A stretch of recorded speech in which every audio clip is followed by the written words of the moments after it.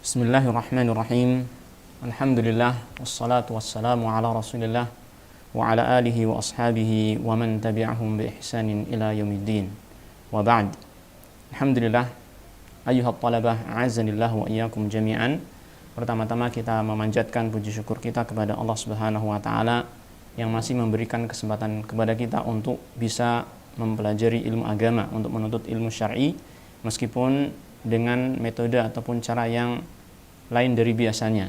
Yang biasanya kita bertemu ataupun berkumpul dalam satu majelis ya, yang bisa bertatap muka langsung, bisa berinteraksi langsung, tetapi dalam kondisi seperti ini yang mudah-mudahan Allah Ta'ala segera mengangkat wabah yang menimpa kita pada masa ini, kita bisa mengadakan majelis ilmu seperti ini walaupun dari jarak jauh, tetapi mudah-mudahan Allah Ta'ala tetap memberikan pahalanya, ganjarannya kepada kita sebagaimana ketika kita bermajelis dalam satu majelis yang berkumpul bersama-sama. Para santri a'azanillah wa iyyakum jami'an, pada kesempatan ini kita akan memulai pelajaran kita di kelas yang kelas berapa ini? Kelas 11 ya. Pada kelas 11 ini yaitu tentang pelajaran akhlak. Kita akan bersama saya itu Abu Ubaidillah Apri Hernawo ingin belajar bersama tentang akhlak sebagaimana mata pelajaran yang telah ditetapkan oleh ma'had ini untuk saya mengajar ataupun mengajak antum ini belajar bersama tentang masalah akhlak ini. Sebelum kita lebih lanjut untuk mempelajari akhlak-akhlak dalam Islam, dalam pertemuan yang pertama ini kami ingin menyampaikan muqaddimah, pendahuluan tentang masalah akhlak, yaitu pertama tentang masalah definisi ataupun ta'rif dari akhlak, kemudian yang kedua tentang keutamaan akhlak dalam Islam. Barangkali itu dulu, dua pembahasan ini saja dulu yang akan kita sampaikan pada muqaddimah ini. Yang selanjutnya kita akan adakan pertemuan-pertemuan berikutnya secara daring, secara online, secara jarak jauh seperti ini, atau mungkin dengan cara yang lain, dengan metode yang lain ya, untuk menyempurnakan ataupun untuk menambahi ilmu-ilmu kita dalam agama Islam ini. Taib. Al-akhlaq ini merupakan kalimat dalam bahasa Arab ya, al-akhlaq, dan itu merupakan jamak dari kalimat al-khuluq. Kalimat al-khuluq, kha, lam, qaf, yang di dhammah huruf kha-nya dan huruf lamnya. Al-khuluq yang secara bahasa para ulama menerangkan bahwasanya al-khuluq maknanya adalah sajiyah, as-sajiyah wa tab' wal muru'ah wad din ya. As-sajiyah yaitu watak, at-tab' tabiat, al-muru'ah yaitu budi luhur seseorang, wad din dan agama ataupun amalan dia. Di akhlak itu berkisar maknanya antara ini. Dan mereka juga menerangkan, para ulama menerangkan bahwasanya hakikat akhlak itu adalah suratul insanil batinah. Suratul insanil batinah, yaitu bentuk batin dari seorang manusia. Wujud batinnya seorang manusia itulah akhlak. Nah, adapun wujud lahiriah seorang manusia, wujud fisiknya dalam bahasa Arab itu disebut al-khalqu, al-khalqu ya, al-khalqu. Al-khalqu itulah fisik dari manusia, sedangkan al-khuluq adalah batin manusia. Oleh karena itu dalam sebuah hadis Rasul sallallahu alaihi wasallam berdoa kepada Allah Taala, Allahumma kama ahsanta khalqi fahassin khuluqi. Ya Allah, sebagaimana Engkau telah memperbagus fisikku ini ya, penciptaan fisikku ini, maka perbaguslah akhlak perangai dalam batinku ini ya. Ini sekilas tentang definisi akhlak. Sehingga ketika kita belajar tentang akhlak, intinya kita belajar bagaimana memperbaiki diri kita, memperbaiki perilaku kita, watak kita, dimulai dari batin kita. Ya, dimulai dari batin kita yang kemudian nanti akan mengalir kepada tindak tanduk kita, perilaku kita, yang itu menjadi suluk yang baik, menjadi perangai yang baik dalam kehidupan kita. Kita melaksanakan kebaikan, kebajikan, memberi kepada orang lain, tidak mengganggu orang lain, tidak menzalimi orang lain, memaafkan kesalahan orang lain, dan lain sebagainya di antara akhlak-akhlak yang mulia yang telah diterangkan secara sempurna dalam agama Islam ini. Dan Rasulullah SAW, Allah Subhanahu wa taala telah mengutus beliau, Rasul kita Muhammad sallallahu alaihi wasallam, dalam rangka untuk menyempurnakan akhlak ini. Kata beliau sallallahu alaihi wasallam, "Innama bu'itsu liutammima makarimal akhlaq," atau salihal akhlak. Sesungguhnya aku diutus oleh Allah Ta'ala hanyalah untuk menyempurnakan akhlak, untuk menyempurnakan akhlak yang mulia, akhlak yang baik. Oleh karena itu, permasalahan akhlak, pembahasan tentang akhlak ini bukanlah pembahasan yang sepele.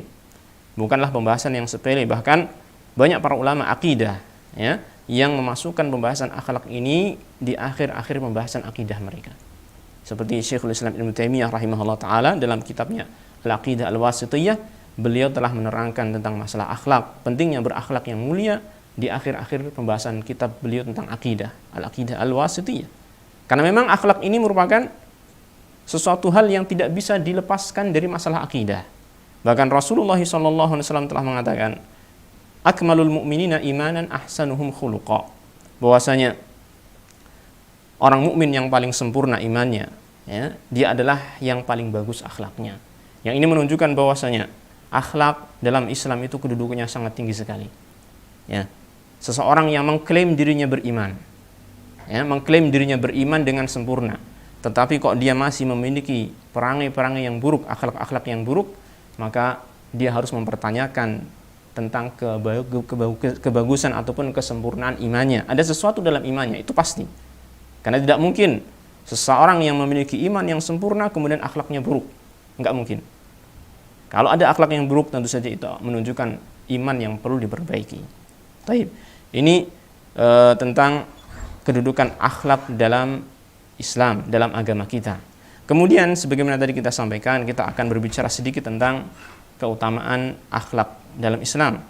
Nah, ternyata akhlak dalam Islam itu memiliki keutamaan yang sangat banyak sekali, keutamaan yang sangat besar sekali. Di antaranya tadi bahwasanya akhlak merupakan tingkatan yang tertinggi dalam iman.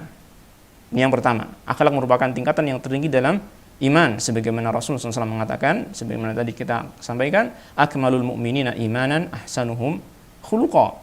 Ya, orang mukmin yang paling sempurna imannya, dia adalah orang yang paling bagus akhlaknya.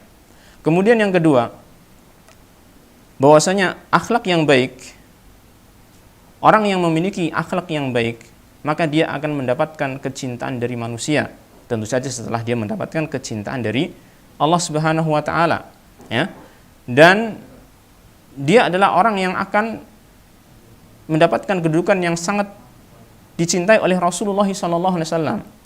Dan dia kedudukannya, majelisnya atau tempat duduknya nanti pada hari kiamat sangat dekat dengan Rasulullah SAW. Inilah orang yang memiliki akhlak yang baik. Rasulullah SAW mengatakan, inna min ahabbikum ilayya wa aqrabikum minni majlisan yaumal qiyamati ahasinakum akhlaqa. Sesungguhnya di antara orang yang paling aku cintai dan yang paling dekat denganku tempat duduknya pada hari kiamat adalah orang-orang yang di antara kalian itu paling bagus akhlaknya. Kita mengklaim diri kita mencintai Rasul sallallahu alaihi wasallam. Lalu apakah benar Rasulullah SAW mencintai kita? Ini yang perlu kita pertanyakan. Kalau kita mengklaim mencintai Rasulullah SAW, banyak orang mengklaim mencintai Rasulullah SAW. Tetapi apakah benar kita mendapatkan cinta dari Rasulullah SAW? Belum tentu. Nah, di antara salah satu cara untuk mendapatkan cinta dari Rasulullah SAW adalah memperbagus akhlak kita. Kata Rasulullah SAW tadi mengatakan, inna min ahabbikum ilayya wa aqrabikum min majlisan yaumal qiyamah ahasinakum akhlaqa. Sesungguhnya orang yang paling aku cintai, yang paling dekat denganku tempat duduknya pada hari kiamat adalah yang paling bagus akhlaknya di antara kalian. Nah, ini. Kemudian yang kedua, di antara keutamaan akhlak dalam Islam, bahwasanya akhlak yang baik, akhlak yang mulia akan menjadikan seorang muslim itu sebagai manusia yang terbaik.